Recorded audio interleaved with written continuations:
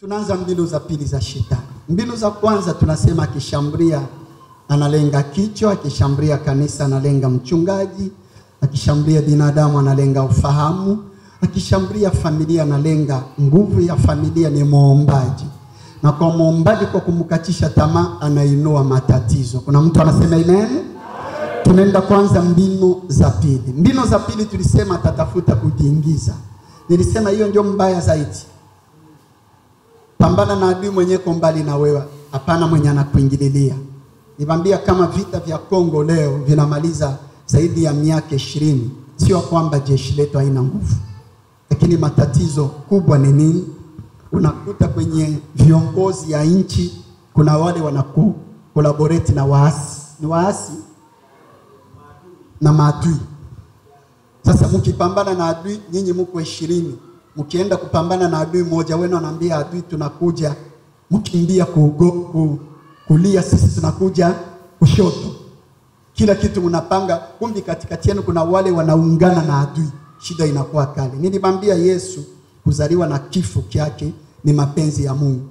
Lakini njia aliyopitia kwa yote ni mafunzo kwetu. Niliwaambia kama Yesu aliuliwa ni kwa sababu walipitia kwa mmoja wa mitume. Shetani alifaulu kuwa na mmoja wake katikati ya mitume. Ni mapenzi ya Mungu lakini ni mafunzo kwetu. Niliwaambia kanisani kwetu jinsi tuko hapa tunaweza kuwa 100, 50, 20, 30, 70. Mbinu ya kwanza ya shetani ni kulenga kichwa. Ya pili ni kufanyeje? Afaulu kuingiza watumishi wake. Kama tuna baombaji 10 anaingiza baki. Hata 3. Tuna baimbaji anaingiza baki. Tuna wazee wasemasi anaingiza wake. Akifaulu kuingiza watu wake, shida inakuwa kali. Sasa mbinu za pili tunaenda kujifunza sasa. Nje ulimwengu wa roho ingia katikati yenu. Ishiriki umoja na mwenu. Njoo shetani aingiza watu wake. Ni mbinu gani anatumiaka kwa kuingiza watu wake?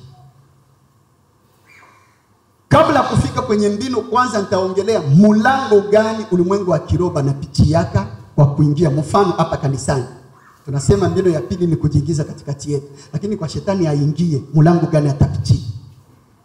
Kama kwa familia yako inabidi atafuta kujiingiza, ndio aingie mulango gani atapitia? Ulimwengu wa kiroho ina milango 3 au 4 yenye wanazozipitia kwa kuingia katikati ya watu.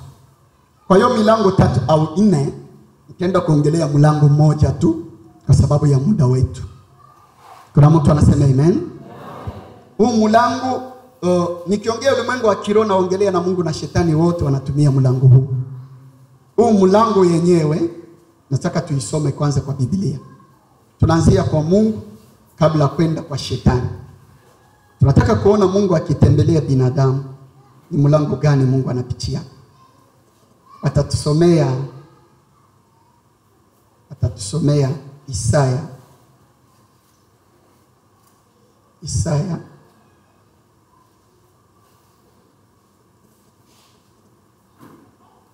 Isaya 7:14.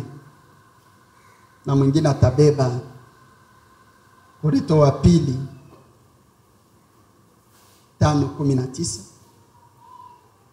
Isaya 7:14, Korinto wa pili 5:19.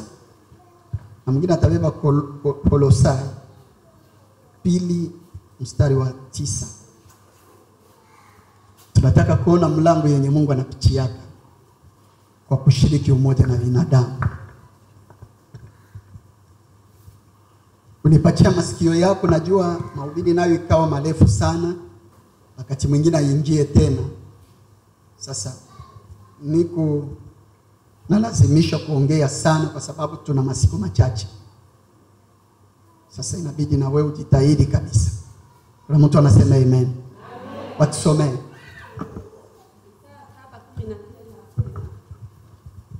Kwa hiyo Bwana mwenyewe atawapa ishara. Tazama, bikira atachukua mimba, atazaa mtoto mwanamume, naye atamuita jina lake Immanueli. Asante. Immanueli ni kusemaje? Mungu pamoja na nasi. Kumbi wakati Mungu aliamua kushiriki umoja na binadamu, alipitia kwa mtu. Na huyu mtu akaitwa Emmanuel.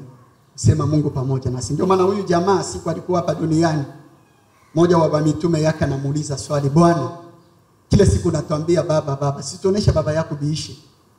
Yesu anamwambia Philip, kila siku natembea na mwewe, unataka nikuonesha baba? Mwenye ameniona ameona baba. Kwa sababu vyote nafanya sio mimi, ni baba yupo ndani mwangu anatenda kila kitu. Kolosai anasema nini?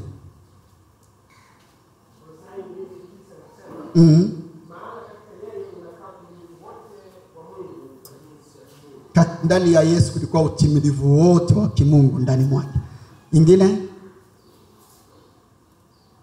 Korinto wa pili inasemaje? Vaeni Mungu, yaani Mungu alikuwa ndani ya Kristo akiupatanisha ulimwengu na nafsi yake, asiwahesabie makosa yao, naye ametia ndani yetu neno la upatanisho. Mungu alikuwa ndani ya Kristo akipatanisha ulimwengu na yeye. Kuna mtu anasema amen? Ndio maana Wafarisayo hawangeelewa siku Yesu anawaambia babu yenu Ibrahim aliniona. Banangalia katoto ka miaka 30. Ibrahim mzee wa zamani, Musa hajaona Ibrahim. Kanabambia aliniona. Kumbe alikaona kweli. Kuna siku Ibrahim anaona watu watatu kupita mbele ya mlango wa kwake. Akawakaribisha nyumbani kwake. Jamaa wanakaribia, Ibrahim anawatolea chakula. Jamaa wanamaliza kula. Walikuwa watatu. Baada ya kula wanaambiana, mtu kama huyu tutamfucha siri zetu. Wanasema hapana. Wanamwambia hapa tunaenda kuangamiza Sodoma na Gomora. Na pili, wanamwachia uzazi mke wake. Wanatoka kwenda, Ibrahim anabasindikiza. Yesu akaanza kuongea na ule mkubwa wao kumtetea mtoto wa dada yake alikuwa Sodoma na Gomora. Wanamaliza kuongea nao na ule mkubwa, wachana nao. Nyumbani kwake balikuwa bangapi? Alikuwa anaongea anatetea Lot. Anachana nao wakati anawasindikiza. Ule mkubwa alikuwa anaongea naye anapotea, anabaki wawili. Na wale wawili ndio walifika Sodoma na Gomora. Kumbe ule mkubwa ilikuwa uwepo wa Mungu pekee yake. Kawaambia babu yenu aliniona. Kumbe Yesu alikuwa njia, Mungu alipitia. Njoo hakikisha kwamba alikuwa njia. Nataka nikuoneshe kitu. Kuna mtu anasema amen? Mko hapa kanisa?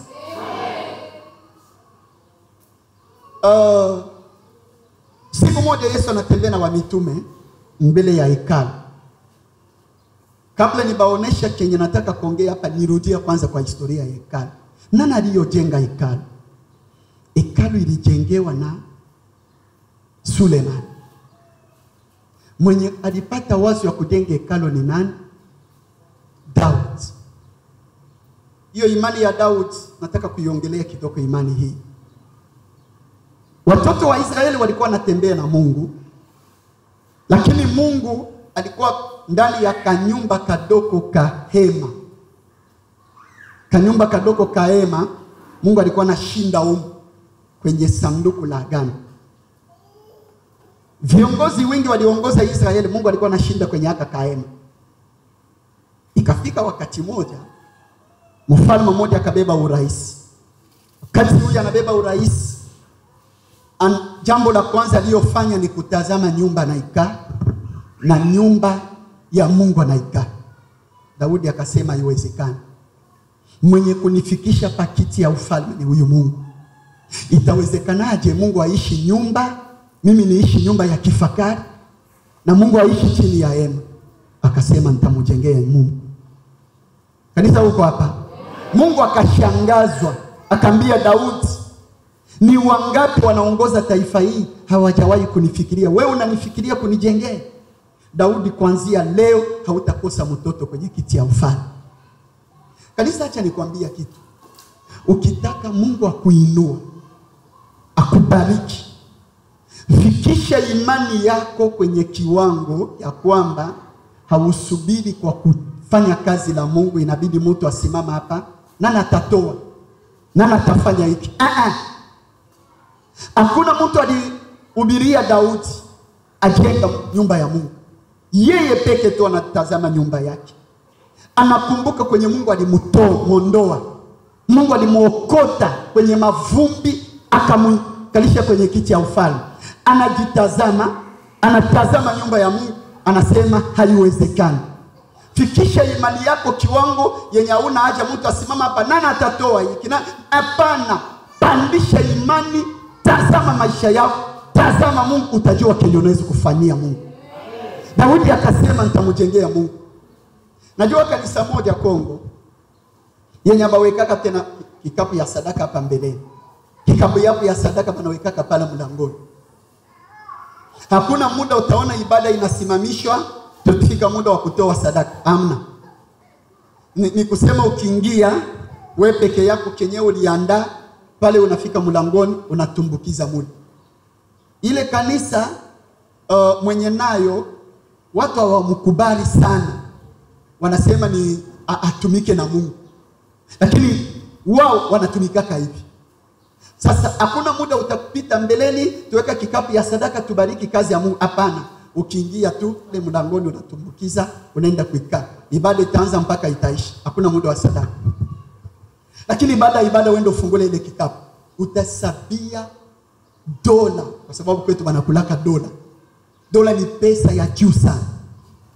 Imejaa. Sasa hesabia magari nje, utachoka. Kanisa tufikisha imani yetu kwa kukataa watu sukume kutumikia Mungu. Tufikisha imani yetu kiwango ya kumfikiria Mungu. Unaingia hapa unaangalia tu hii kanisa jinsi ilivyo. Mbona hapa tunaita karoni nini? Karo. Hii ni marma. Tais. Unaingia tu unaangalia mbona kanisa yetu haina hii. Unaangalia tu unaangalia jinsi watumishi wanakaa pale. Na wewe ukifikisha imani kumfikiria Mungu, Mungu anafikiria zaidi maisha yako. Akambia Daudi, mbona wengi hawajanifikiria, wewe unaniwazia. Daudi, kuanzia leo hautakosa mtoto kwenye kiti ya mfalme.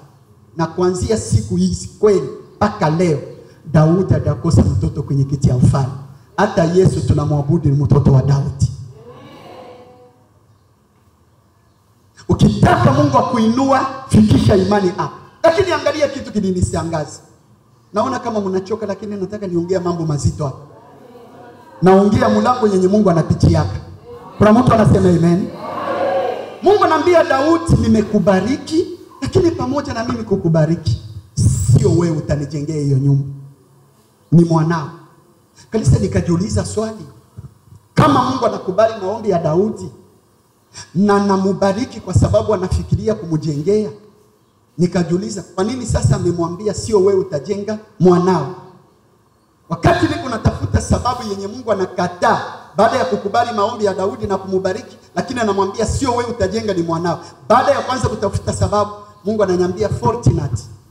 Kenye Mungu ni fortune. Kenye niliambia Daudi sio paka Daudi peke yake. Hata nyinyi leo, hata wewe, hata kanisa langu leo. Sitaki wewe unijengea.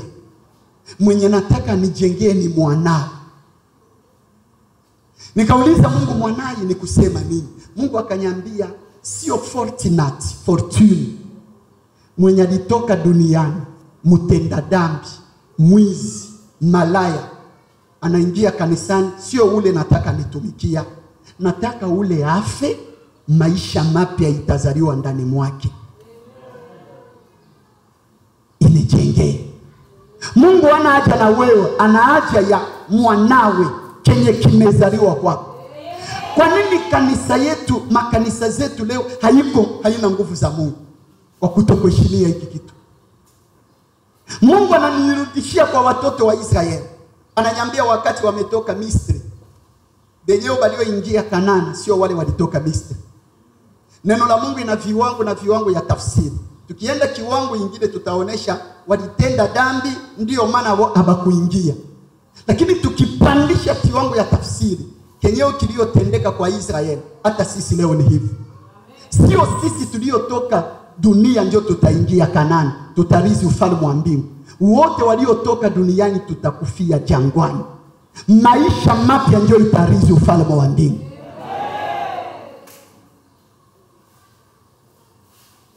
Hamjanielewa hata? Inabidi tukufe. Wewe ulitoka duniani, inabidi ufe, inabidi nife, nikufe, nifufuliwe na Yesu. Na yale maisha mapya ndio Mungu anahitaji. Siku nililia machozi ni siku niko kanisani, kanisa moja nikihubiri. Naanza mkutano siku ya kwanza, ya pili, ya tatu. Watu wamejaa kanisani. Naona mchungaji anaita msaidizi wake. Anamwambia, unaona ule dada mrembo ule? Usijiuliza hajaokoka au vikuje. Sisi alivyo mrembo, na hiyo mafundisho inaweza kusaidia watu wengi. Na jinsi kanisa letu liko kwa barabara kubwa, watu wengi wanapita. Chukua ule dada mrembo, msimamisha kesho pale, yeye ndio atafanya kazi ya protocol. Unaelewa protocol? Ataingiza watu. Tena anasema wazi, vile vimiguu yake ni vizuri, vitavuta wanaume. Akipita batamuona, bataingia hapa na watabarikiwa. Kwenye nilikuwa nikasema, Mungu, Orange na Vodacom na Airtel wanatafuta warembo wawavutia wateja, na sisi kanisani tunafikiria tuna haja ya kusimamisha mrembo kwenye mlango ndio. Hatuna haja na mrembo, tuna haja na mtu anaokoka na jaza na Roho Mtakatifu. Shida leo sio mtoto. Mungu anambia Daudi, sio wewe, mwanawe ndio atanitumikia. Tumejadanganyana sana makanisa. Kanisa nipatia masikio please.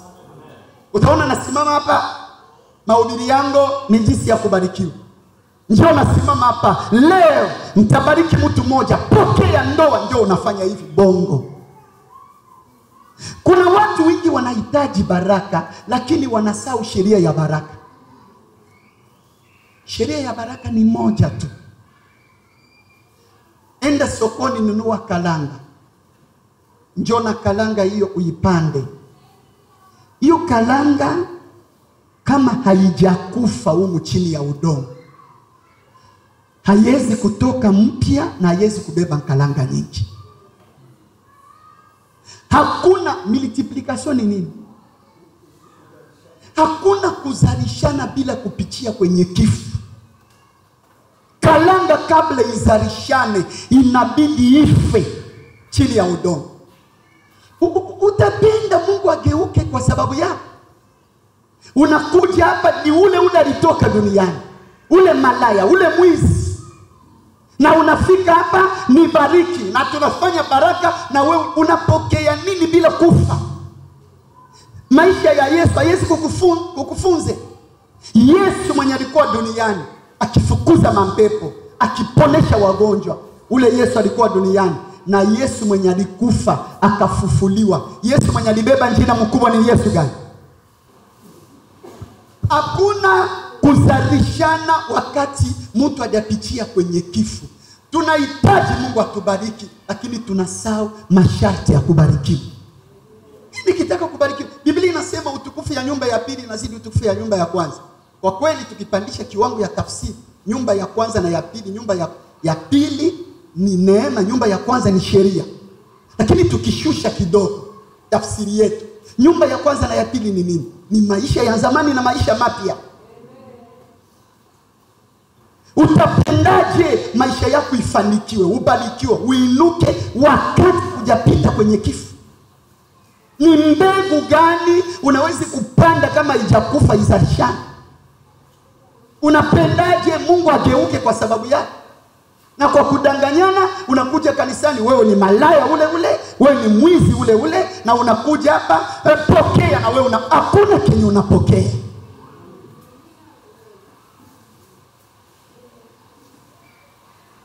Hakuna kenye unapokea. Baraka ni kupitia kwenye kifo, ni kukubali kufa. Ndio maana Mungu anambia Daudi, sio wewe, mwanao. Mwenye Mungu anapenda muimbie kanisani, sio wewe. Ndio maana kanisani kwangu nikiona mtu mwenye anaimba, mahubiri inaanza, anatoka, hawezi imba tena. Hawezi imba tena.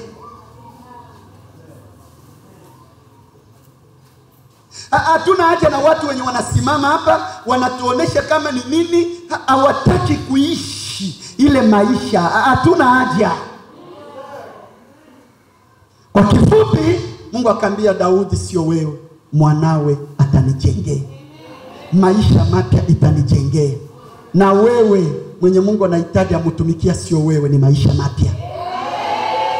Sio wale walitoka Misri ndio wataingia Kanana. Sio wale walitoka duniani wataingia mbinguni. Sisi tulitoka Misri. Wale walitoka Misri walikufia jangwani. Na sisi tuliotoka duniani tutakufia hapa. Tutakufa na tunafufuliwa na Yesu. Yale maisha mapya ndio itaingia. Baada ya Sulemani kumaliza kujenga, kanisa huko hapa, akasimama katikati ya ile jengo na Israeli, akaweka mikono juu. Sulemani akaanza kufanya maombi. Mungu, baba yangu alisema atakujengea, ukamwambia ni mimi mwanae nitajenga. Leo nimetimiza hiyo ahadi. Nimekujengea nyumba, lakini we Mungu mkubwa, najua huwezi ukaenea ndani ya kanyumba haka. Kwa sababu ukikaa juu mbinguni, miguu yako inagusa udongo. Unawezaje kuenea kwa nyumba hii? Hata kama huwezi kuenea hapa, na kuomba kitu kimoja Baba. Naomba uwepo wako ushuke hapa. Wakati yoyote Israeli taifa lako watatenda dhambi, wakapigwa na adui, wakiingia kwa nyumba hii na kuomba uwasamee, uwaokoa na adui. Bakipigwa na magonjwa, bakiingia hapa ubasamee, ubaponesha. Shida yote kibapata, bakiingia hapa ubaponesha. Nyumba iliyojenga Sulemani ikageuka jibu ya matatizo. Ambia mwenzako, tumikia Mungu, kazi unafanya itageuka jibu ya matatizo. Sasa sikiliza, sio nyumba hii Sulemani alijenga ikabomolewa, ikajengewa ya pili. Nataka nibaonesha mlango Mungu anapitia. Kanisa huko hapa, Yesu anatembea na mitume mbele ya nyumba hii. Mitume banamuonesha urembo wa nyumba. Lengo lao la kumuonesha nyumba hii ilikuwa aisifu. Banamwambia, Bwana, unaona nyumba hii ilitubidi miaka mingi kwa kuijenga. Walikuwa natarajia Yesu aisifu. Sikia kenye Yesu anabambia. Anabambia, muibomoe na baada ya siku 3 mtaijenga. Nilikuwa nasema nataka nikuonesha Yesu ni mlango Mungu alipitia. Anamuonesha nyumba hii, Yesu anabambia niibomoe, baada ya siku 3 mtaijenga. Tukienda kwa Biblia, kenye kilibidi kibomoleo kijengewa baada ya siku 3 ni nini? Mwili yake. Kumbi kwa lugha nyingine alitaka kubambiaje? Alitaka kubambia, mnaona Mungu alikuwa anaikaa ndani ya ile nyumba, saa hii amehamia ndani mwangu. Alitaka kubambia, nyumba mnaona ile ni picha ya mwili yangu. Alitaka kubambia, muda inafika Mungu hawezi kuishi tena kwenye nyumba iliyojenga wanadamu, lakini mwili yako ni nyumba ya Roho Mtakatifu. Ndiyo maana wakati Yesu alikuja, kwa sababu Mungu alibadilisha makao, akaacha nyumba iliyojenga mwanadamu, akamia ndani ya Yesu. Wakati Yesu alikuja, maombi yote Sulemani alifanya kuhusu ile nyumba ilitimizika ndani ya Yesu. Akikutana na mgonjwa anampona, akikutana na mfungwa anamfungua. Uwepo ilikuwa ile nyumba ikamia ndani ya Yesu. Kumbi Yesu alikuwa nyumba yenye Mungu alikaa. Sasa angalia, wakati Yesu naye anamaliza kazi, kanisa mnifuate, lakini nataka niwaambie jambo itawasaidia. Uko hapa kanisa? Jana nataka niwaambie jambo itakusaidia. Mungu alifanya hivi. Mungu aliweka Yesu hapa. Kanisa mniangalia, mfano akaweka Yesu hapa. Kwa kufika kwake Mungu inabidi upitia kwa nani? Kwa Yesu. Yesu alikuwa njia inatupeleka kwa Mungu na njia inapeleka Mungu kwetu. Kanisa huko hapa? Lakini wakati Yesu anamaliza kazi, angalia kenye naye anafanya. Kabla aende, akaandaa watu watendelesha kazi na kuonesha mlango Mungu anapitia. Akawatazama, akawaambia, sikilizeni, na wapatia mamlaka. Kenye mutafungua hapa chini na mbinguni, kenye mutafunga hapa na mbinguni. Anabambia, nabapatia uwezo wa kusamehe dhambi. Je, mlishawahi kujua watumishi wako na uwezo wa kusamehe dhambi? Yesu alisema hivi. Akawapatia uwezo ya kufukuza mapepo. Siku moja anapumua juu yao, anabambia, pokeeni Roho Mtakatifu. Akawapatia mamlaka. Anamaliza, kanisa mnifuate. Anamaliza kazi, anasema yote imekwisha. Yeye anapanda, anaacha hapo. Toka siku ile Yesu alisema yote imekwisha, akaenda, akaacha hao watu. Usipowaheshimu hawa, usipoelewa njia utapitia ni hii, ukawadharau, ukawatukana, ukafikiria ukienda huko milimani utakutana na Mungu wa milima. Ukikutana naye kumilima, kwa sababu yeye anaheshimia neno lake, hawezi kutambua ni kama umeacha mtu asimamia office yako. Sasa batu kuliko batu bamuona yeye banakufuata wewe. Kama unataka uheshimishe mwenye uliacha, Mungu wetu naye ni hivi. Alishaacha hawa, wewe unampigia simu, Kenya atafanya ni kukurudisha kwao. Acha tusoma vitona kwa Biblia ukubaliana na mimi. Kuna mtu anasema amen. Cornelio anatoa sadaka huku na maombi yake. Maombi na sadaka zinafika. Mungu anamtumia malaika. Malaika anafika kwa Cornelio, anamwambia, maombi yako na sadaka zimefika, lakini uende uita nani? Petro. Kanisa, swali yangu ni hii. Mungu anasikia maombi ya Cornelio. Mungu anaona sadaka ya Cornelio na anaachilia malaika. Kwa nini malaika hajamaliza kazi? Kwa nini inabidi malaika mtuma kwa Petro? Kwa nini malaika hajamaliza? Siku moja Sauli yuko kwa barabara anaenda kutesa kanisa. Mtuma Paulo wakati alikuwa bado Sauli. Anaenda mbele na anaona Yesu anamtokelea. Sauli, kwa nini unanitesa? Sauli anamuuliza, wewe ni nani? Anamwambia, mimi ni Yesu wa Nazareti. Naangalia mkono ya Yesu inajaa damu. Anadipika chini, anaanza kulia. Mimi nikafikiria jinsi Sauli anamuona Yesu, Yesu atamaliza kazi. Yesu anamwambia, uende kwa Anania. Kwa nini Anania na wewe Yesu kwa wapi? Baada ya kusema yote imekwisha, ni kusema mimi nimemaliza, lakini kuna watu nimewacha. Usipowaheshimu hawa, unafikiria kwenda milimani atakurudisha kwao. Ndio maana tajiri na Lazaro wakati wamekufa, tajiri na Lazaro kwenye kifo ya Ibrahim, namwambia nateseka sana, ambia Lazaro aniwekea litoni ya maji na umutuma kambia kaka yangu. Abraham akamwambia, hakuna mtu atatoka kwenye kaka yako, biko kuna watu wasipowasikiliza, hakuna mtu atatoka. Siku utajiwaka mamlaka Mungu aliachia watu, na utajiwaka usipo na kuonesha mlango Mungu anapitia. Ndio maana kanisa, toka siku nilielewaka haya maneno, mimi fortunate siombaka tena, Mungu nipatia baraka. Nikitaka omba nasemaka hivi, Mungu nikutanisha na mtu mwenye eko na baraka zangu.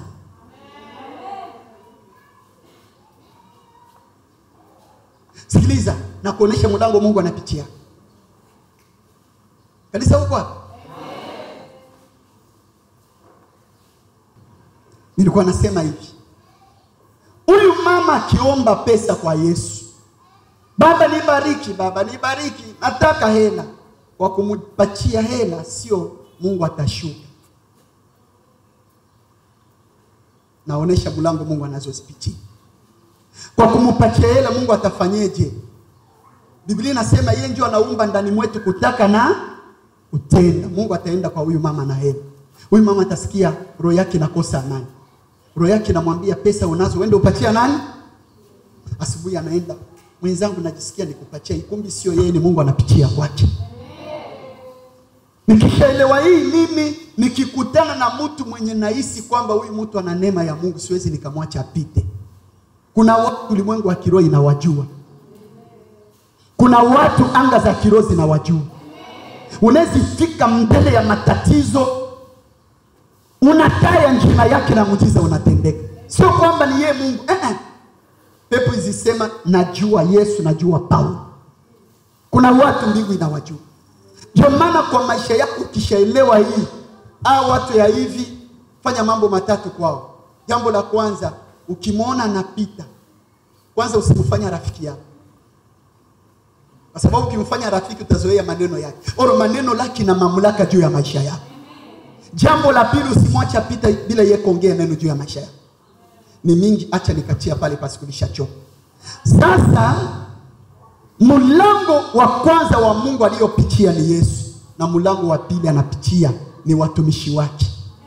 Na mlango wa tatu ni yoyote ameokoka, ni mlango Mungu anapitia.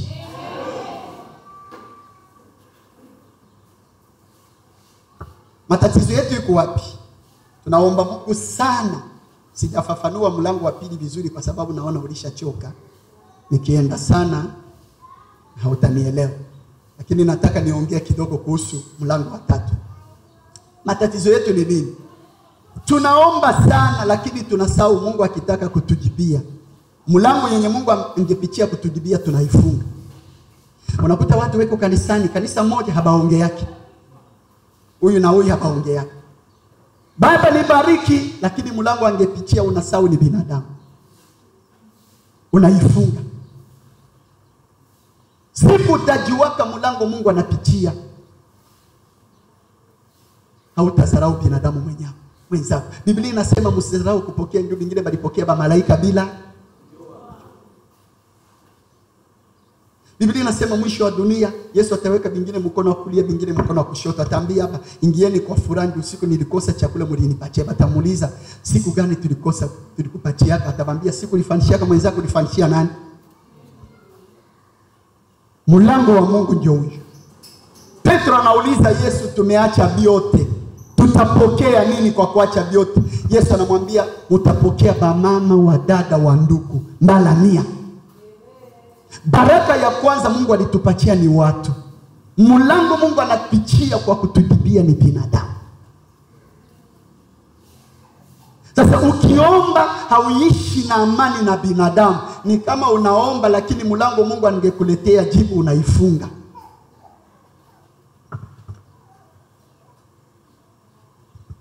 Najua Kongo, nilikuwa na mkutano kwenye kanisa sehemu inaitwa Goma. Kanisa kubwa sana. Siku Bishop alifika, mimi nikamkosa. Kumbi njia aliingililia bakampeleka kwa hiyo kanisa. Nikaja kumchukua pale. Kamkuta yuko tayari na ule mchungaji wanaongea. Kumbi kule mipakani kuna mtu alinijua, alinifuata kwa mkutano kwa hiyo kanisa. Na jinsi nilikuwa nilishabatangazia kuna mgeni atatoka Tanzania, ndio bakampokea, bakajua ni ule nilikuwa nasema, bakampeleka pale. Wakati nafika kwa ile kanisa nikihubiri, kakutana na dada moja kanisikiliza kwa mahubiri siku 2 tu. Sasa mahubiri siku ya kwanza ya pili, dada moja alikuwa ananifuata pale, ananiambia, mtumishi, mimi nasafiri kwenda kanisa yetu ya Bukavu. Mimi siishi hapa, nilikuja hapa tu, naenda Bukavu. Je, unaweza kunipatia namba yako? Napatia mwanamke namba. Mwanamke anasafiri kwenda Bukavu. Mimi nabakia Goma. Namaliza mkutano Goma. Mwenzangu wewe. Namaliza mkutano Goma. Kanisa hapo ya Goma inaniambia tumebarikiwa sana, tunafiki kwenda kanisa yetu ya Bukavu. Nafika Bukavu, nakuta ule dada yuko pale. Kumbe ni nani? Ni mtoto wa dada yake wa pasta wa mchungaji wa kanisa ya Bukavu. Akanipokea kwa furaha. Dada, mchungaji unanikumbuka? Nikamwambia ndio. Nikamwambia sasa mimi ndio kanisa yetu hii. Naanza mkutano, siku yote niko kwenye mkutano, mwanamke ananisumbua sana. Sana. Tena sana. Kila siku mchungaji, nimeota ndoto hii. Bananiambia paka wewe ndio utatafsiri. Nimeota ndoto kila siku. Sema huyu dada anakuwa Joseph tena. Kumbi kuna kitu kinamsukuma. Dada, kumbi wakati analeta mandoto mimi sielewi. Baada ya masiku namaliza tu mkutano, mwanamke ananiletea ushuhuda. Kumbi mwanamke ni mwenye kupigiwa, mwenye kukaa tu nyumbani kwao, anasikia tu mlangoni koko tunatafuta Da Nadege. Anasema mimi huyu Da Nadege, jina yake ni Nadege. Anasema mimi huyu kaka naingia. Dada nakuja kutafuta, kuna mdogo wangu yuko Canada. Unaelewa Canada? Anatafuta mke wa kuoa. Nimetazama kwa banamke bote, sijaona mwanamke ananigusa kama wewe. Je, dada uko tayari kuolewa? Dada anasema ndio yenyewe nilikuwa natafuta. Alishafikisha miaka 30 na jamaa anamwambia beba namba yake, anatuma namba yake kule. Jamaa wa kule anamuita, anamwangalia, anasema huyu ndio nilikuwa natafuta. Sio ndoa ya miezi. Mwezi wa kwanza inaisha, anatuma mali. Wakati alikuwa ananipatia ushuhuda ilikuwa mwezi 11. Banatuma mali, mwezi wa pili anavuka Bujumbura kufunga ndoa na mume wake. Nikaelewa baraka ya mtu ni ya mtu tu. Lakini ilitokea wapi? Ilipitia kwa mtu. Alikuwa nyumbani kwao, akasikia koko. Unaomba Mungu sana lakini unasahau njia Mungu atapitia. Mungu anapitia binadamu. Nimemwambia huyu baba akiwa na shida, kitaka Mungu amubariki, akiomba Mungu nipa pesa, sio Mungu atashuka. Mungu atapitia kwa mtu. Mtu atamuletea. Ndio maana naambiaka watu hivi, ukinisaidia usiniombe kwa sababu unanisaidia. Wewe ni mlango Mungu atapitia. Ni mimi, msichezee hii kanisa ni mimi. Nisipokuwa mimi hakuna kitu kitabongo bwako. Wewe ni mlango Mungu alipitia. Ndio maana ukifikiria ni wewe, ukienda Mungu atasimamisha mwingine. Mlango Mungu aliopitia ni Yesu. Wakati Yesu anaenda akacha watumishi. Na nje ya watumishi ni wewe. Wewe ni mlango wa Mungu. Ambia mwenzako mimi ni mlango wa Mungu.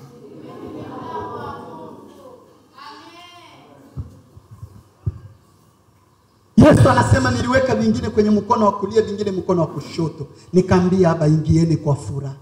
Siku nilikosa chakula mlinipatia. Bakamuuliza siku gani tulikupatia? Akawaambia siku nifanishia mwenzako ni mimi. Kumbi kenye unafanishia mtu unafanishia Mungu. Ndio maana kwa maisha yako kula na wenzako. Haujua mlango Mungu atapitia. Unaomba sana mahusiano mabaya na watu. Mitaa unaikaa mtu yote anakuchukia. Kanisani mtu yote anakuchukia. Na huko unaomba Mungu atapitia kwa nani? Shetani akishambulia kwanza analenga kichwa. Ya pili anatafuta kudiingiza. Mlango anapitia ni nani? Binadamu. Nimeelewa. Kumbi Mungu akitaka kutembelea anapitia kwa binadamu. Ndio maana Biblia inasema msizarau kupokea, vingine balipokea ba malaika bila. Baraka kubwa Mungu alitupatia sisi wanaye ni binadamu. Ndio maana Petro siku anauliza Yesu, tumeacha vyote tunakufuata tutapata nini? Jibu ya Yesu. Petro anatarajia Yesu anamwambia na bapatia mali.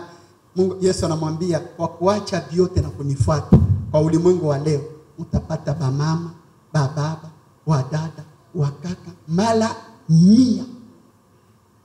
Siku moja nahubiri Kongo kwenye town, nilipeleka bishop.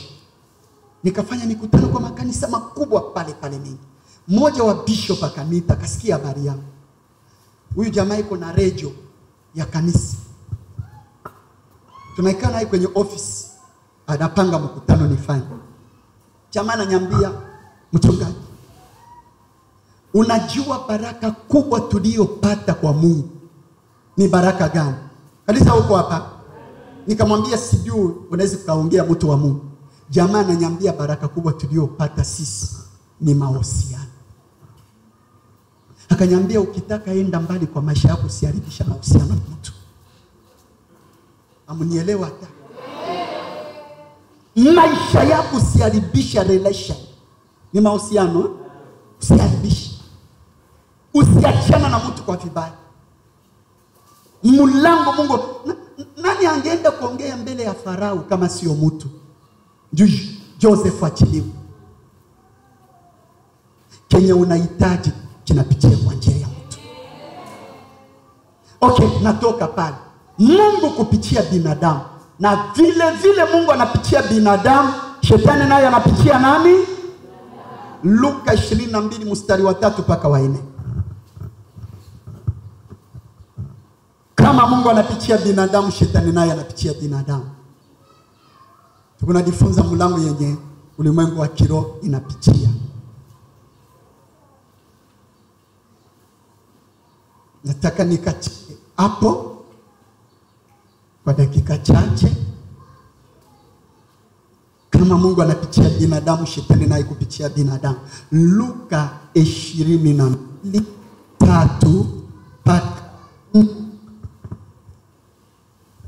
Nasema Luka 22 mstari wa 3 mpaka 4 inasema, shetani akamuingia Yuda aitwaye Iskariote, naye ni mmoja wa wale tenashara.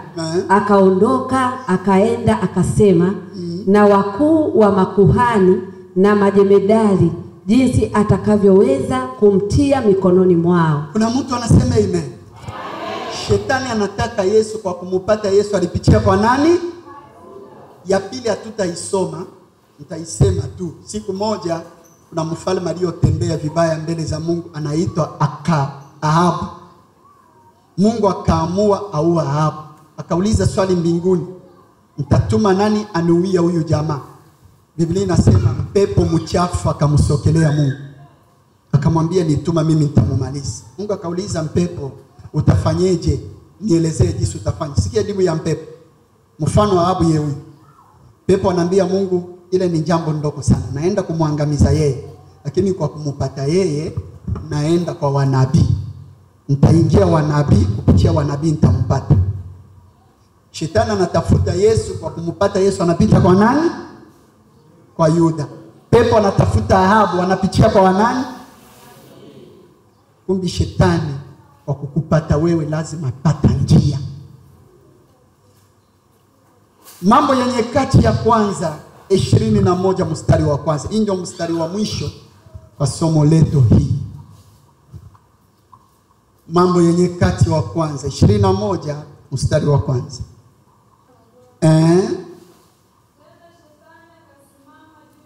Hiyo Swahili inaongeaka vibaya sana. Hata French nayo inaongea vibaya sana. Sijua English inasemaje. Lakini kuna version, kuna kitabu kingine kinaongea vizuri sana, napenda. Kinasema hivi: shetani, hapa wanasema akasimama, utafikiria alisimama hivi, sio kusimama. Hiyo Biblia inasema hivi. Acha nilete kwa mfano ndio mnielewe. Nyidisi unaonaka baba yenu amefaulu kuwasomesha, lakini dada zake na kaka zake hawakufaulu kusomesha wanao. Sasa jinsi wanaona baba yenu anawasomesha, mnafanya bio, mnamaliza, mnaendelea. Dada zake kaka yake hawafaulu kusomesha watoto wao, wanachukia. Yeye anasomesha, tutaona kama wataendelea. Mama yenu anawazaa warembo, jirani anaangalia urembo wenu anasema yeye anazaa warembo, tutaona kama wataolewa. Shetani naye aliona jinsi Israeli banaongezeka, akachukia. Unanielewa? Njoo akatamani kubangamiza. Njoo kusimama kule, akatamani. Lengo la shetani ni Israeli, lakini ndio apata Israeli. Akafanyeje? Soma. Narudia. Tena shetani Ungerudia, ungeanzia pale ulisimama. akamshawishi Daudi. Lengo la shetani sio Daudi, ni Israeli. Tuko najifunza mlango shetani anapitia. Lengo la shetani ni Israeli, lakini kwa kuangamiza Israeli akapitia kwa nani? Daudi. Shetani anataka Yesu anapitia kwa Yuda. Anataka Ahabu anapitia kwa wanabii. Anataka Israeli anapitia kwa Daudi. Sikiliza, unaona jinsi mlivyo pale. Kama leo familia yenu inateseka, ukirudisha macho nyuma, kuna mtu mmoja shetani alipitia kwake, mwenye alisababisha magumu mnayoyapitia. Lazima pata njia. Jinsi Mungu anapitia binadamu kwa kubariki, shetani naye anapitia mwanadamu kwa kuangamiza. Hamjanielewa hata? Amen. Ikama. Sasa kama Mungu anapitia binadamu, shetani anapitia binadamu. Ni binadamu wa aina gani ule mwenye Mungu anahitaji kupitia, na shetani ni binadamu wa aina gani anahitaji kupitia? Hiyo ndio swali ya mwisho nataka nitatua kwa dakika 5, niachie hapa. Kanisa huko hapa? Amini yako inachoka. Kuna mtu anasema amen?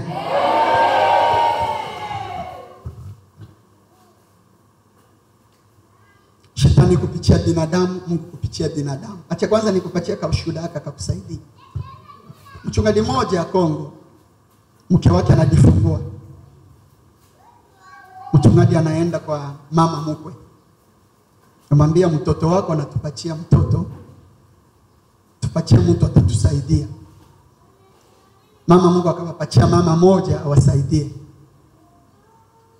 Mule mchana huyu mama mgeni aliyokuja akapika chakula bakala pamoja, akanausha huyu mtoto mchanga.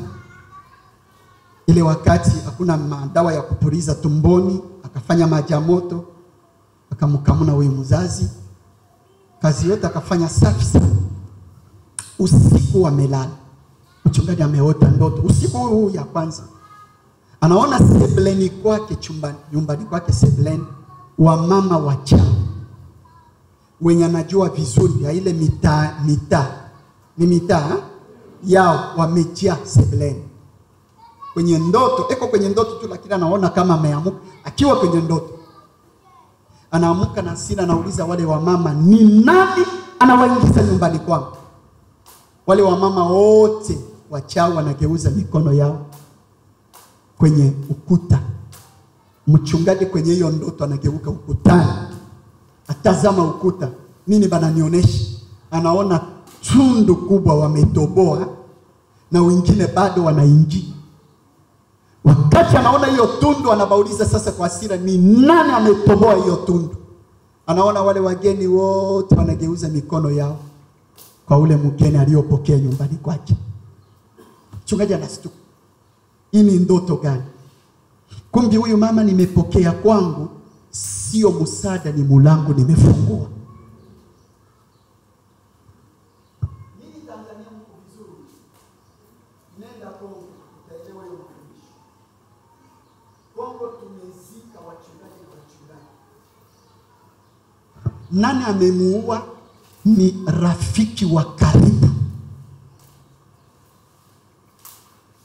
Hata hapa Tanzania, acha nikuuliza swali. Unajua wanawake wangapi hapa Tanzania wanapoteza wanaume zao, ndoa zao kupitia rafiki wa karibu? Na mume anaenda. Kumbi kama shetani, Mungu anapitia binadamu kubariki, shetani naye kwa kuangamiza anapitia nani? Mulango wa kwanza ulimwengu wa kiroba anapitia ni binadamu. Lakini binadamu wa aina gani?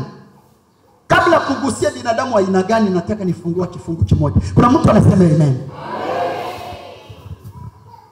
Huko hapa kanisa? Tumeelewa Mungu anapitia nani? Shetani anapitia nani? Kumbi kwa sababu Mungu na shetani wote wanapitia binadamu, ndio maana kwa kumkaribisha binadamu na wewe, kumfanya mtu awe rafiki yako, tafuta uone vitu viine kwake. Kwa sababu kuna watu mwenye kwa kumkaribisha na wewe maisha yako inaenda mbele.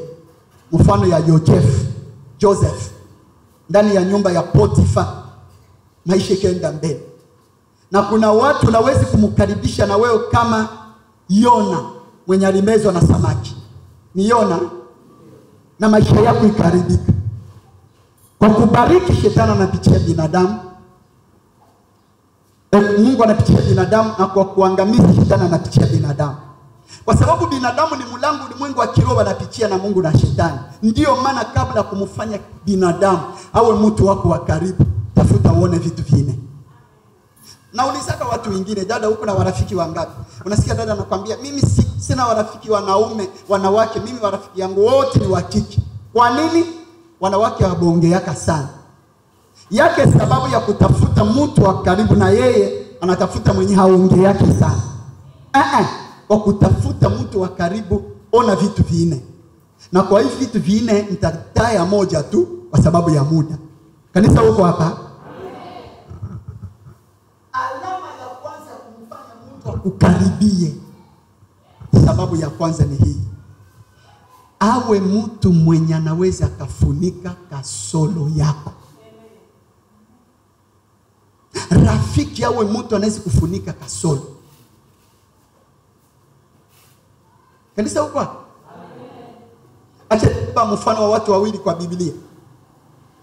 Musa, Mungu anamuita aokoa Israeli kwa mikono ya Wamisri. Lakini chombo atatumia ya kufanya Israeli achiliwe ni nini? Bidomo, kuongea, sauti.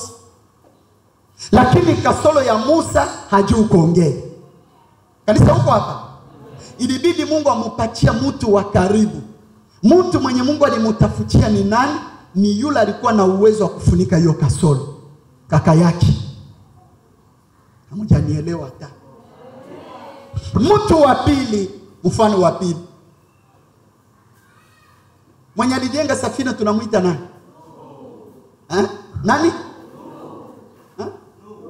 Nuhu.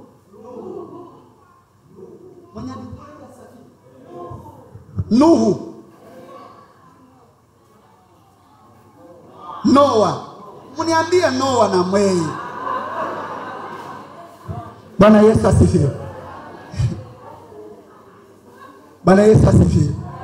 Noa anaitwa kujenga nini? Noa alihitaji rafiki gani? Alihitaji rafiki mwenye anajua kukata mbao na kupiga nini? Msumari. Sasa kamata rafiki wa Noa anajua kukata mbao, mfanya rafiki wa Musa. Kasoro ya Musa ni nini? Kasoro ya Noa ni nini? Kamata huyo rafiki, pelekea Musa, anaweza kumsaidia. Rafiki awe mtu anaweza kufunika kasoro. Mama, unataka ndoa yako isimame, unaenda kujifanya rafiki ya mama alishaua ndoa, itasimamaje? Mbona atakwambia achana na huyu banaume banaoneaka, mwache.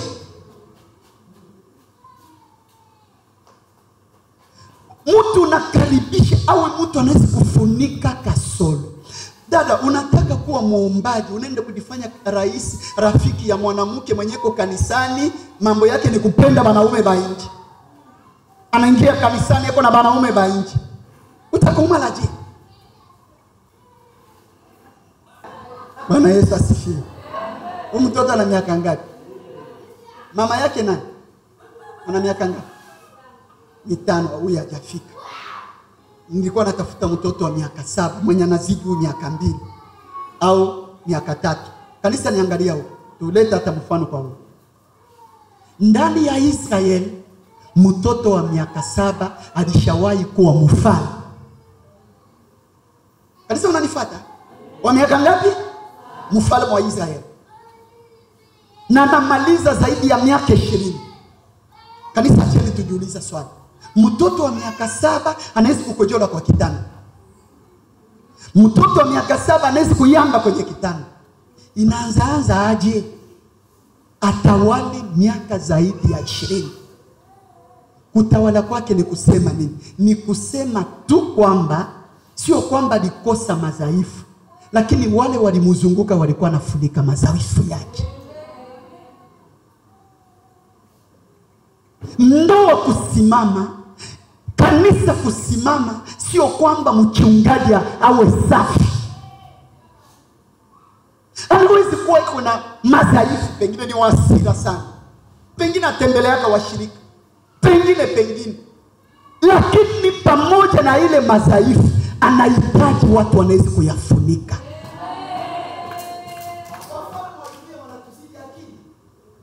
Na elewa huyu mtoto alikuwa bali mzunguka balikuwa kama banalamuka asubuhi, kama mtoto alikuwa na kikao, Banamwangalia kama aliamba, banatoa vazi.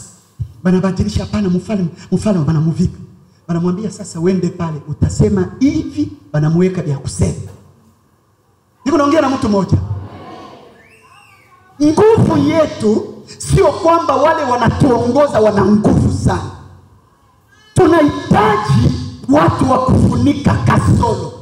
Sisi Kongo, Rais Kabila huyu anatoka huyu. Kabila ameoa mbele zetu. Anabeba ufalme na miaka 29 wa rais. Anaoa mbele zetu. Jamaa anamaliza kwenye kiti ya urais miaka 18. Paka sasa hivi anaendelea kutawala. Hata kama kuna rais mwingine, lakini yeye ndio anashika kila kitu. Aje masomo hajasoma, akili hana, anatawala je? Warafiki wa rais wa dunia wanatuzidi akili. Nguvu zake ni nini? Yeye hajasoma lakini anajizungulisha na conseiller. Kusema nini? Conseiller, washauri. Yeye hajasoma lakini anajiwekea, akitaka kuongea kuhusu uchumi, economic, anamshauri wa economic. Akitaka kuongea kuhusu daktari, mambo ya kutunza mwili, anamshauri, anaangalia hivi. Akitaka kuongea mashamba, anamshauri. Ni kusema yeye yuko pale anajiongeza na watu wanafunika kasoro yake. Ukitaka enda mbali, jiongeza na mtu anafunika kasoro yako. Ukitaka enda mbali, tafuta rafiki anafunika kasoro. Najua mchungaji mmoja Kongo, Kinshasa. Jamaa na kanisa kubwa sana, lakini jamaa hajua kuhubiri. Yeye problem yake ni wiki hii anaita huyu. Wiki inaisha mwingine anakuja. Ile wiki inaisha, marafiki bakiongea banasema ule hajiwaka kuhubiri, Mungu anamuona tu huruma ndio anampatia watu. Mimi nikiwa pale siku moja nikawaambia, jamaa na akili sana. Jamaa anajua kasoro yangu ni kuhubiri. Lakini mimi na zawadi yangu mimi ni kuongoza, lakini kuhubiri sijua. Ndio maana anajiletea watu, anajiongeza.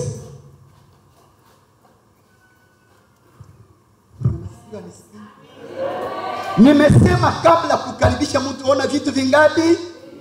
Nimetaja kimoja tu kwa sababu ya muda. Tunaacha hivi vingine. Sasa pale nataka nimalizia kwa somo ya sai. Kanisa huko hapa tumesema Mungu anapitia nani? Shetani anapitia nani? Lakini mwanadamu wa aina gani wanapitia? Mwanadamu 4. Na kwa hiyo ina 4 nitaongelea moja tu. Kabla nigusie hiyo ina 4, nataka kwanza nifungua kifungu kimoja. Nataka uelewa kwamba ikiwa Mungu, ikiwa shetani wanaweza kupitia mtu wa kila aina. Mungu kwa kuongea na wewe anaweza kumupitia mtumishi wake, anaweza kupitia wewe, anaweza kupitia mtu wa kila aina. Kuna siku ndani ya Biblia Mungu kwa kuongea na mtu alitumia hata nyama kaongea ndio afikisha ujumbe. Nataka nikwambia kwa maisha yako usidharau shauri ya mtu yoyote kwa sababu hajaokoka. Mungu anaweza kupitia kila mtu. Na kama Mungu anaweza kupitia kila mtu akufikishia ujumbe, shetani naye anaweza kupitia kila mtu. Shetani anaweza kupitia na mtumishi wa Mungu. Anaweza kupitia na mwenye hajaokoka. Anaweza kupitia na mchao. Anaweza kupitia na mtu kawaida. Ndio maana usije ukasema kwa sababu ni mtumishi kila kitu anasema ni Mungu. Huyu Daudi tunasema hapa ni ule Biblia inasema mtu tokana na roho yako. Kumbuka wakati ya Yesu kuna siku shetani alimwingia Petro, na hii siku Yesu akamwita Petro, nyuma yangu nani?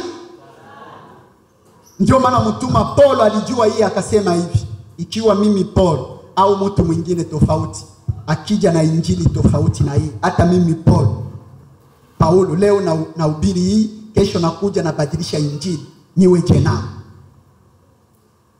Ndio usije ukasema kwa sababu nimekuhubiri hapa, tunakutana kwa barabara na badilisha injili, unasema ni mtumishi. Elewa ni shetani alishapita.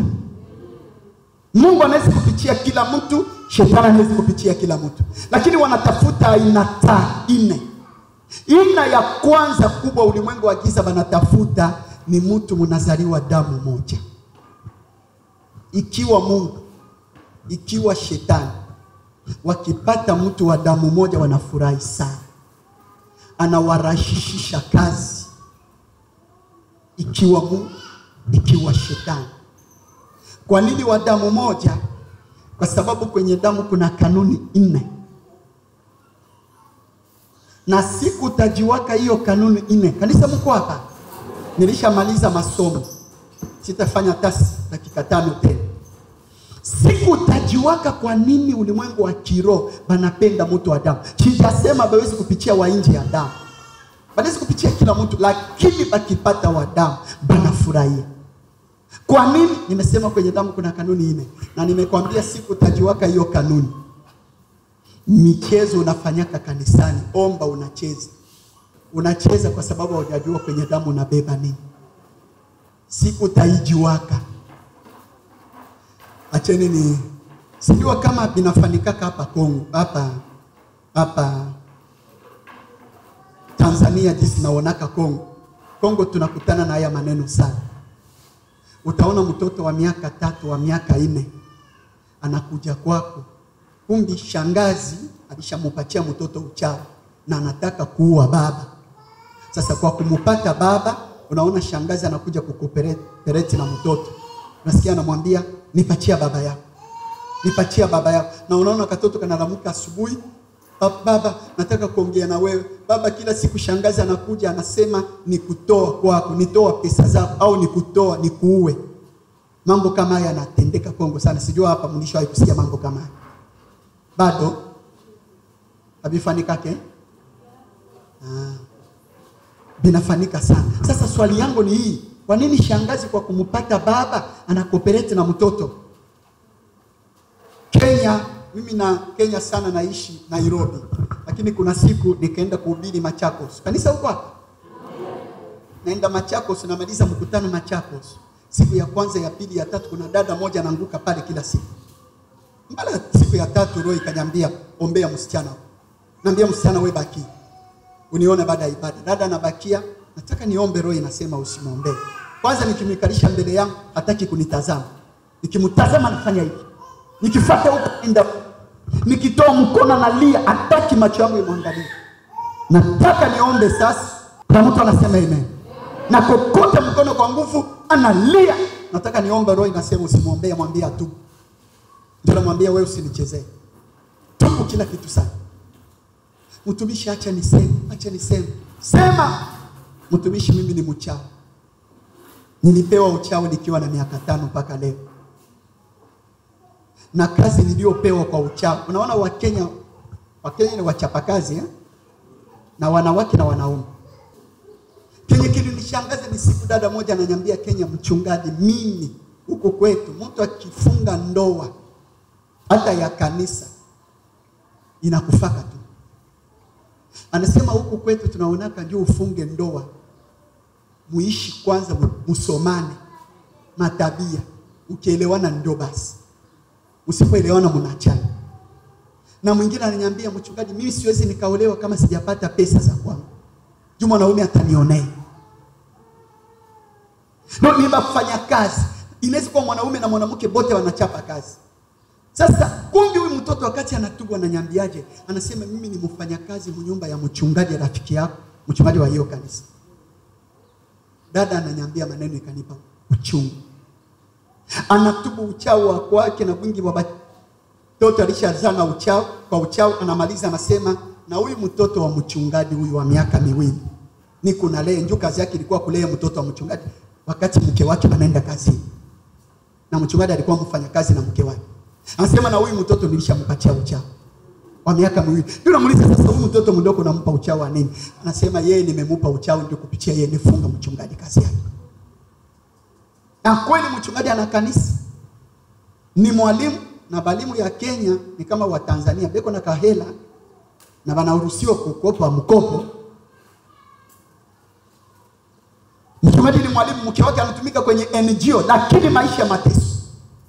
Nikaanza maombi na kale katoto naomba na maliza kuomba, Mama moja ananiambia, mchungaji, kabla atumika kwa mchungaji alikuwa mfanyakazi kwa baba mwingine, nikupeleka kule mtoto mwingine adilei. Kule ndio nilia machozi. Tumefika kwa ile nyumba, nakuta katoto kanaume kenye huyu msichana adilea kabla amia kwa mchungaji, mtoto wa miaka 6, mrembo wa mwanaume. Shingo haikamilikaka, miaka 6. Shingo iko hivi, mate inatoka kila dakika. Mwanaume mrembo. Kabla umkaribisha mtu, omba sana. Kuna mtu anaweza kukusogelea akawa baraka, na kuna mwingine akawa mlango wa shetani. Acha nikupa kwa ushuhuda kama mimi napenda tu ushuhuda sana. Mama, unasemaka ulishateseka, wewe hujateseka. Haujateseka. Kuna dada moja aliteseka kakinchasa. Bwana Yesu asifiwe. Dada, hujateseka. Mwanamke anaolewa tu vizuri. Kumbi mama yake ya mume mchawi.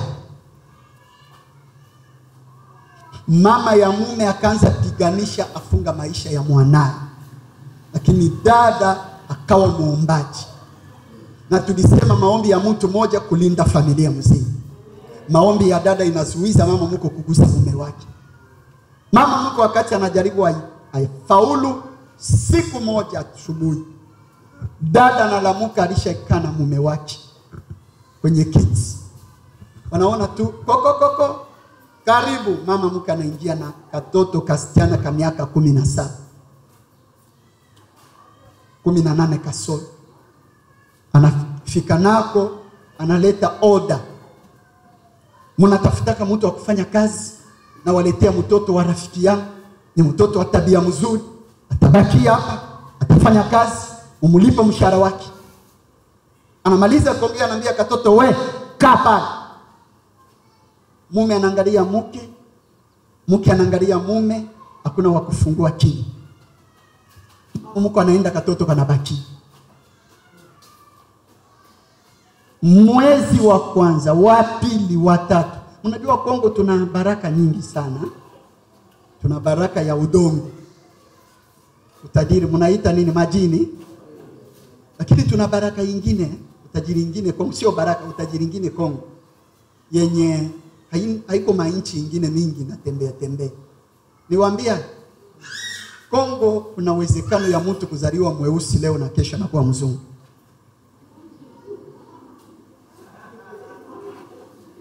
Unaielewa? Katoto kakabeba mafuta kakafanyeje? Baada ya miezi 6 mtoto akatakata. Mume akapenda huyu mtoto, sio mapenzi ya heshima ya kwamba asubiri mke wake aende njoo abakie. Mke kwenye kiti kingine, wao kwenye kiti kingine mnakombatia. Mke akijaribu anachapa. Siku moja alijaribu akamwambia, leo njoo nikuoneshe. Huyu ndio mke wa pili nimechagua. Nitakuonesha leo. Anaingia chumbani, anabeba begi yake, tupa sebleni. Anamwambia, nimeweka sebleni ni kusema na kuambia ufanya angu. Mbala ifatayo nitatupa nje. Na kuanzia leo wewe na wanao utalala sebleni. Huyu mtoto atabeba chumba moja ya kulala. Wewe utalala sebleni. Na kuanzia leo pesa ya matumizi nampatia yeye. Mfanya kazi mama mwenye nyumba akafanya hivi. Pata hiyo ushuhuda itakusaidia. Siku moja mume wao anaenda kazini. Alikuwa wa kutoka asubuhi, bakamuongezea masaa. Mwenzake akukuja, ilibidi aendelea mpaka saa 11 jioni. Akapiga simu kwenye kale katoto. Leo nitachelewa kuja, angalia fasi fulani kuna pesa ya matumizi mtumie leo, nitakuja jioni. Bana akapigia simu saa 1:30 ya asubuhi. Na ile wakati mama mwenye nyumba ana watoto 2. Mmoja wa mikono na mmoja wa miaka kama hii. Inua huyu mtoto. Njoo wa kwanza. Huyu njoo wa kwanza. Na wa pili ni wa mikono. Hao watoto wakisha lamuka na mama yao banakaa kwenye murago. Mtoto wende sasa. Wende kwa mama, Wende kwa mama. Banalamuka mama na watoto wake kwenye murago, wanakasubiria katoe pesa ya matumizi bakunywe chai. Banakapigia simu saa 1:30. kanaamuka saa 10. Kanaamuka saa 4. Kanakuja kanakuta watoto wanalia, kanacheka. Kanasema bado hamjalia, bado hamjalia. Leo mtakula saa 11 wakati baba yenu atatoka kazi.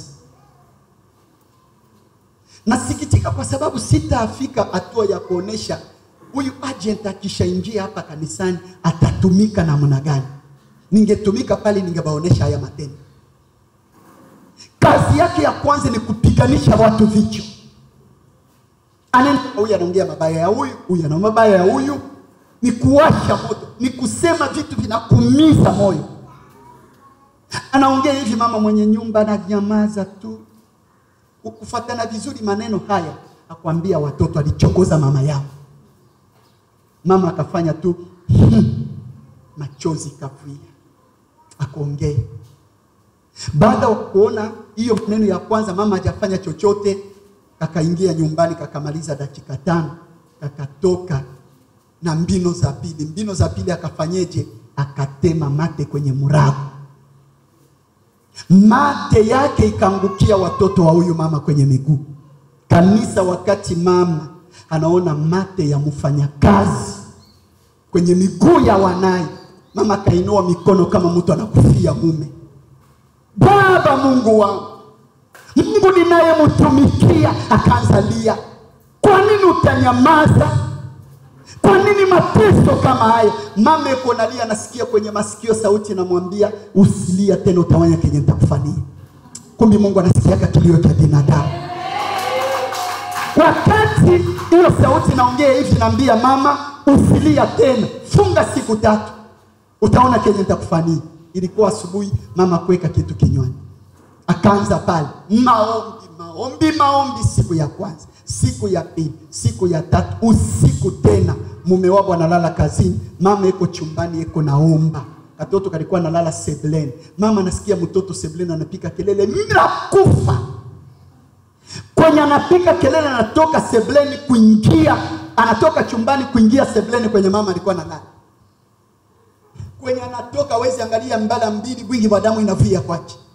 Anafika mbele ya mama, anapiga magoti, nakufa mama, saidi nini? Ye huyu kanaona nani? Malaika na mpanga. Anakambia leo kama utubu na kumaliza. Ndio kanaanza, mama sio mimi, nilileta hapo sio kufanya kazi, walinileta ndio wapata mlango wa kuua ndoa yako. Ndio kanaanza kutubu kila kitu. Shida yako inaendelea kwa sababu hujabeba hatua.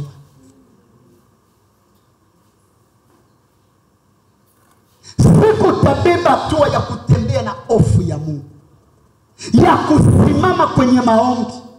Kuna watu hautawafukuza kando na wewe, watakimbiza wenyewe.